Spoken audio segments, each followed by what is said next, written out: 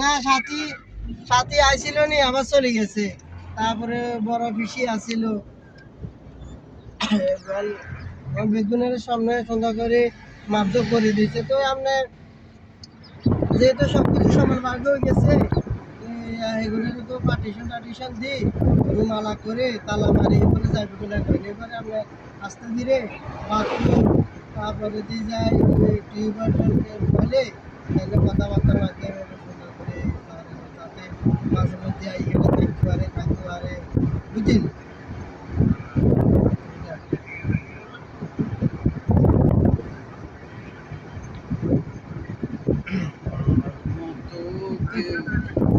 আচ্ছা ঠিক আছে কেন